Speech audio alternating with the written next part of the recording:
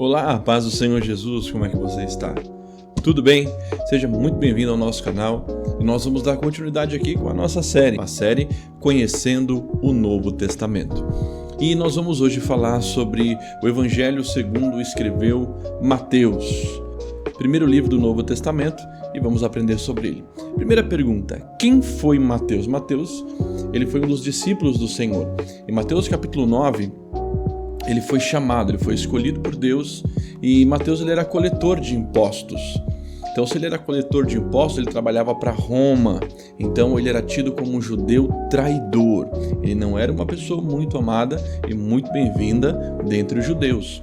Quando Jesus o chama, lá em Mateus 9:9 diz que ele imediatamente seguiu a Jesus. Isso demonstra que ele provavelmente já conhecia ou já ouvia falar de Jesus e tinha sede de sair daquela vida.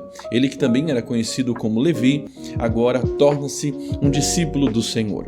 Quando Mateus ele passa a seguir o Senhor Jesus, então ele dá um jantar em sua casa. Ele faz um jantar, convida o mestre e esse jantar deu o que falar.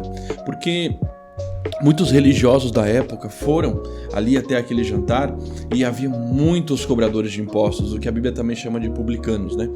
Muitos cobradores de impostos, e Jesus estava ali com seus discípulos, jantando com ele.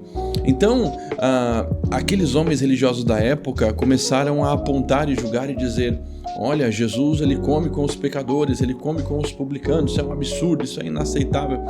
E aí, diante desse posicionamento dos religiosos da época, durante o jantar ao qual Mateus ofereceu para Jesus e os seus discípulos, Jesus então, ele profere ensinamentos que ficaram marcados na história da igreja, na história do evangelho, e que nós citamos nas pregações até hoje. São ensinamentos conhecidos. Ide e aprendei, misericórdia quero e não sacrifício. Não vim chamar os justos ao arrependimento, mas vim chamar pecadores. Também é um ensinamento, também é uma frase muito conhecida de Jesus, e essa frase ela foi dita dentro da casa de Mateus durante esse jantar que Mateus ofereceu para Jesus. Vamos lá para outro ensinamento. Não se põe vinho novo em odres velhos, e nem remendo novo em roupas velhas. É, isso mesmo, esse ensinamento onde Jesus fala sobre o jejum também foi dito dentro da casa de Mateus. Mateus também foi testemunha ocular de Cristo, ao contrário, por exemplo, de Lucas. Lucas, ele converteu-se após a assunção de Cristo e ele então voltou ali para poder pegar relatos como um repórter e poder escrever o seu evangelho. Mateus não. Mateus ele foi testemunha ocular de tudo que Jesus falou e de tudo que Jesus fez. Quando foi escrito o Evangelho de Mateus? Não há uma certeza, entre a data qual foi escrito. Acredita-se que foi escrito entre 60 e 90 depois de Cristo. Então, não consigo te dar essa resposta porque não há uma exatidão. Muito provavelmente foi depois da invasão de Jerusalém, eu acredito, ali por volta do ano 70, 80 depois de Cristo. Ele, muito embora é o primeiro livro do Novo Testamento, dos 4 evangelhos, ele é o primeiro, porém ele não é datado como o mais antigo. Acredita-se que o primeiro evangelho a ser escrito foi o evangelho de Marcos, inclusive servindo de inspiração para Mateus poder escrever o seu evangelho. Qual o objetivo de Mateus ter escrito o evangelho segundo Mateus? Qual que é o objetivo? Por que ele escreveu? Bom, é óbvio que ele escreveu para relatar o nascimento, a vida, o ministério, a morte e a ressurreição de nosso Senhor Jesus Cristo, contando para nós ali a história da salvação. Porém, nós percebemos algumas coisas interessantes e curiosas dentro do Evangelho de Mateus, onde nós podemos perceber que o Evangelho de Mateus ele foi escrito para cristãos judeus ou até mesmo para evangelizar judeus, deixar dados ali para que os judeus entendessem que Jesus Cristo é o Senhor. Um exemplo disso é o capítulo de número 1. O capítulo de número 1 ele vai trazer já de início uma genealogia que vai de José até Abraão, Abraão até José. Cumprida então a promessa que Deus fez a Abraão, dizendo: em ti, Abraão, todas as famílias da terra serão benditas, porque da linhagem de Abraão veio Jesus Cristo, trazendo assim a possibilidade de todas as famílias que creem em Jesus serem benditas. Também na genealogia de Jesus nós vemos ali Davi na genealogia, o que demonstra, né, que Jesus ele é o descendente de Davi, cumprindo a promessa que Deus fez para Davi, que não faltaria rei para o seu trono eternamente.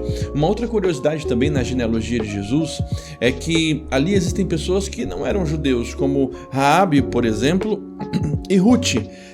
São mulheres que não pertencem à linhagem judaica, mas foram introduzidas porque se converteram ao judaísmo e creram, não é, no Deus de Israel. Então, a misericórdia de Deus também é vista na genealogia de Jesus. Nós vemos também na genealogia de Jesus Batseba. Pois é, Batseba, a que foi mulher de Urias, a qual Davi caiu, pecou e mandou matar o seu marido, enfim. Batseba, depois ela vai ter um filho chamado Salomão, e Salomão está na genealogia de Jesus. Tudo isso demonstra a graça e a misericórdia do Senhor, quando há verdadeiramente um arrependimento, não é? Uma coisa interessante também que nos ajuda a entender a motivação de Mateus escrever para cristãos judeus é a expressão Reino dos Céus. Essa expressão ela aparece 32 vezes no Evangelho segundo Mateus, aparece apenas 2 vezes no Evangelho segundo Marcos, e no Evangelho segundo Lucas e segundo João essa expressão ela não aparece. Os outros evangelistas, Marcos, Lucas e João, eles preferem usar a expressão Reino de Deus, enquanto Mateus usa a expressão Reino dos Céus 32 vezes. Por quê? Porque se ele estava escrevendo para ajudar cristãos judeus a entender a história de Cristo, e ele fala reino de Deus para os judeus, eles podiam entender que Jesus veio para reinar sobre Israel, porque Israel era o reino terreno de Deus, mas ele falava reino do céu, desmistificando a posição de um Messias que veio como um guerreiro lutador, né, para livrar o reino de Israel, o reino de Deus de Roma. Não, Jesus era o Salvador que veio como Deus encarnado para livrar os pecadores dos seus pecados, dando a eles a oportunidade de entrar no reino dos céus, uma vida futura, uma vida vindoura, uma vitória para uma vida vindoura. Então, todos esses detalhes, né, a genealogia, reino dos céus, demonstra que Mateus tinha o desejo e a vontade de apresentar aos judeus convertidos a história de Jesus Cristo, o nosso Senhor.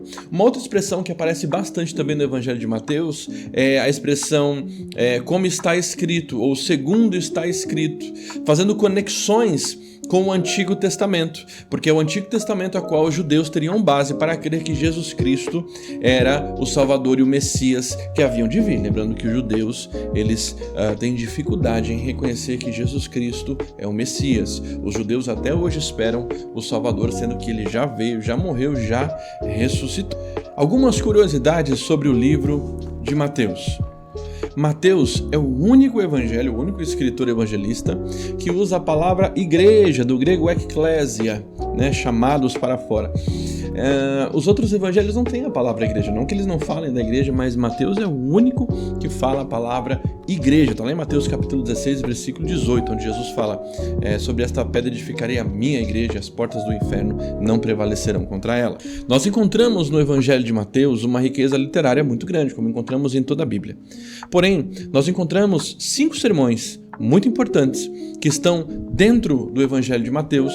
E esses sermões, a gente consegue marcar a divisão deles porque os versículos mostram exatamente quando Jesus está começando a ensinar e exatamente quando ele termina a ensinar, dizendo, por exemplo, e proferindo Jesus então essas palavras. Então Jesus disse essas palavras, após Jesus dar instruções aos seus discípulos. E esses sermões são 5 sermões. Nós temos o sermão mais conhecido, que é o Sermão do Monte, que está no capítulo 5 até o capítulo número 7.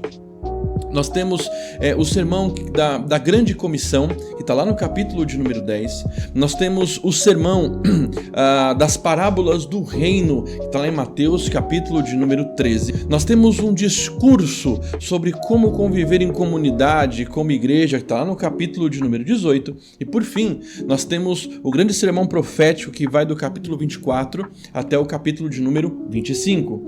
Esses 5 sermões são sermões considerados importantíssimos, né, para a fé cristã. Então, quando você estiver lendo, né, o Evangelho segundo Mateus, fica atento, né, quando você vai identificar Jesus assentando-se, começando a ensinar, separando um momento e dando instruções, porque são palavras, né, que são atemporais, que nos ensinam até hoje.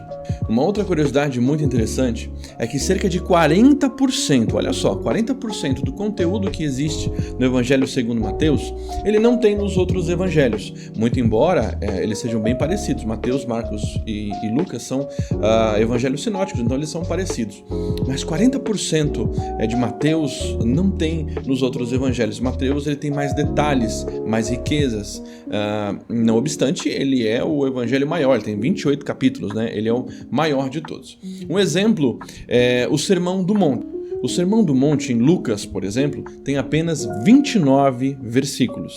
Já o Sermão do Monte em Mateus vai no capítulo 5, está no capítulo 6 e também no capítulo 7, somando então 112 versículos. Por quê? Porque é mais detalhado, tem mais doutrina e tem mais ensino. Bom, essa é uma breve introdução, um vídeo muito simples sobre o Evangelho de Mateus. Espero que você tenha aprendido. Se você ama as vidas e ama as pessoas, compartilhe com elas, tá bom? Envie esse vídeo para mais pessoas, se inscreva no nosso canal, deixa aí o seu joinha, deixa um comentário se esse vídeo foi legal, foi importante para você, e fique com a gente aqui no canal, porque além dos vídeos que já tem de pregações, ensinos e ministrações, nós vamos estar agora focados, né, nessa série de mensagens sobre conhecendo o Novo Testamento. Deus te abençoe e até o nosso próximo vídeo.